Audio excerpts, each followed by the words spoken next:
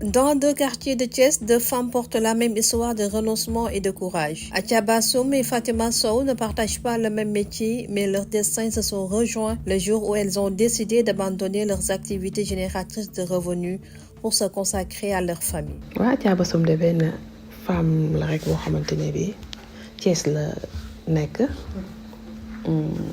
nekkoon di liggéey ba tey sax maa ngi liggéey mais nekkoon aussi di commerce mais pour le moment dama stand by commerce bi.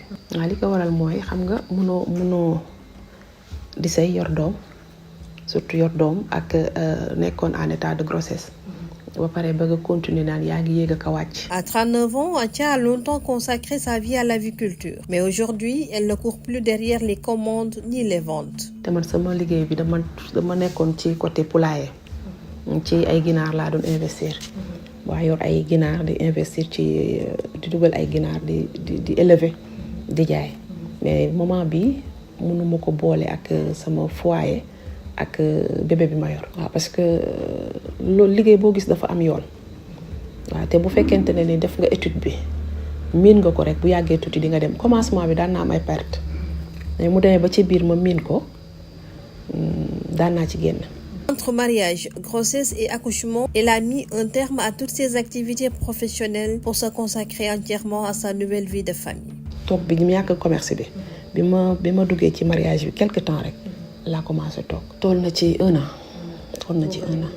boobu ba léegi nii defuma dara. Manque de revenus, puis par ricochet celui d'autonomie, Atia nous raconte. autonomisation des femmes boobu ngay wax ñun jigéen ñi dañoo war a taxaw toog ñàkk liggéey arrangé wuñ xam nga jëkkër ji ngay sëyal mënu la defal lépp ak lépp lu mu mënti def mënu la defal lépp parce que déjà am nga say soxlay bopp am nga leneen loo war a faj yaa ngi bokk ci ay projet peut-être wala yaa ngi bokk ci leneen mais boo liggéeyul rek mën na la indil ay problème te boo liggéeyul mënoo lu jug nga bokk ci wala lu jug nga dem ci te jigéen dafa war a moom boppam ba nga xamante ne nii parce que fa lañ toll ci jamono jooju lañ toll boo toogee liggéeyoo baisser les bras rek pour man pertement bu rëy yaa ngi koy dund te peut-être sax mën nga ko bañ a xam.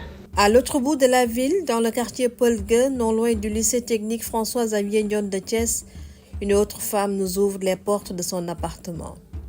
Fatima Sow, journaliste de formation, femme entrepreneuse, Fatima est une figure connue dans les médias locaux. Depuis 2018, là, j'ai commencé à exercer métier journalisme fii à Thiès. Ma jaar ci boîte yu bari nag, mais actuellement dama nekk en stand-by. Il y a quelques années, elle était présentatrice d'une émission matinale télévisée de la place et alimentait son propre site internet. Mais après la naissance de son fils, elle décide de tout arrêter, du moins temporairement.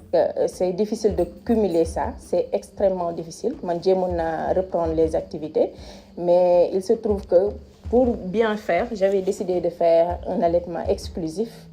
Donc au lait maternel. Malheureusement, sama bébé du jël biberon. Donc c'est encore plus difficile aujourd'hui pour moi de reprendre le travail. Un arrêt volontaire ou un dictat des pesanteurs socio-culturelles. Voici le récit de Fatima. Sénégal léegi la jigéen ñi ñeme xëy liggéey di wàcc ci même heure que les hommes. Avant dañ doon wax jigéen amul droit liggéey. Sa préoccupation première c'est de s'occuper de sa famille. Donc suñuy maam loolu lañ xam parce que suñu yaay ñu ci bëri ci loolu la ñu jaar. Donc aujourd'hui suñ ñëwee aussi ba ci génération bi am na aussi c'est ce qui traîne encore cette tradition jàpp ni seen jabar dafa war a nekk femme au foyer exclusivement. Donc allier liggéey ak kër duñ ko nangu ñenn ñoo xamante ne nii aussi amuñu ci problème. Je me dis que pour ñenn ñi question de mentalité la rek parce que bu monde di avancer aussi dañuy avancer te ñëpp xam nañ ni liñ daan dundee en 1960 daan ko dundee en 1900 nekkul li nga xam ne loolu la ñuy dundee en 2025. Donc aussi ñaari loxo mooy takk sër ñaari loxo mooy takk tubéy bu góor mënee dem di liggéey di indi ci këram jigéen aussi mën na def pareil. Et puis vice versa en Europe da ngay gis ay foyer yoo xamante ne ni ku jigéen ki day am doom mais c'est l'homme qui délaisse son travail toog di toppatoo xale bi la femme continue son travail. À quand cette mentalité dans notre pays? Interrogée sur leur avenir, Atia et Fatima restent ouvertes. process bi moo ma téye woon ak di doog a dugg woon ci ménage loolu moo ma téye woon mais pour le moment nii moom xam naa du yàgg dinaa reprendre sama activité. Bientôt, j'essaie de trouver des créneaux ou bien wut loo xamante ne nii du ma encombré de trop ñaan yàlla rek incha allah bu gënee dëgër tuuti mu mën a reprendre pleinement samay activités professionnelles.